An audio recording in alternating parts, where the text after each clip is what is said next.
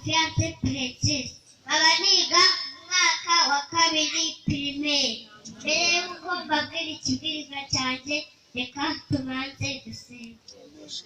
Mana yacu turakwinginze, ngwino tubigishe kandi udusobanurire, bigusabye nizeye mu izina rya Yesu, amen.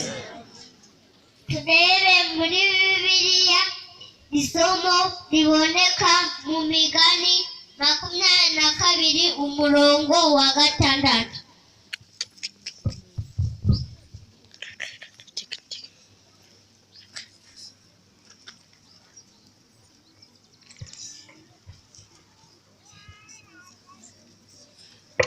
Handitse ngo menyereza umwana inzira akwiriye kunyuramo, azarinda asaza atarayivamo.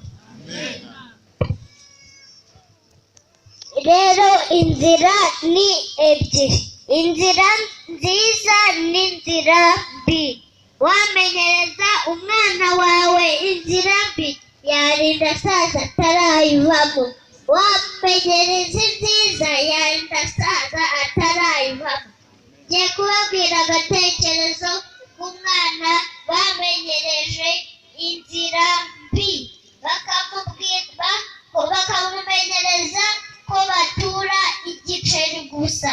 Igihe kimwe asanga papa we ku ruhimbi, amusaba ituro, akoze mu mufuka asanga ni inoti, amuhaye inote arayanga, ararira, akomeje kuririra ku ruhimbi. Papa we arasohoka ku ruhimbi, ava ku ruhimbi arasohoka ajya kumucecekesha, kubera yari yaramenyereje inzira mbi. Ubwo uwo papa we si yasebye?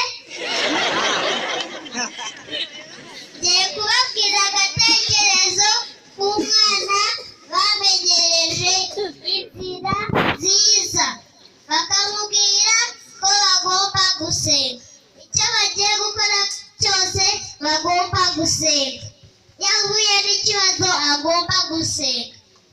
Igihe kimwe ajya gusura abana b'inshuti ze, arangije avayo. Ageze aho bacaga mo hagati mu mazi hari utubuye bagenderaho. Arangije ageze hagati yumva umusatsi umuvuyeho, yumva umuntu urafatanye. Arangije abona uruyaga rwizingira kuri ya mabuye ahagazeho. Arangije asenga Imana ishobora byose, kuko bari banamubwiye ko iyo ari kugendagendana n'Imana. Noneho ajya asenze, icyo kiyoka kiranyeroroka kijya mu bigori biri hirya. Arangije aragenda yihuta, abibwira mama we, abibwira na papa we kuri telefone, kubera yari akorera kure. Mumenyereze abana inzira nziza, bazarinda basaza batarayivamo.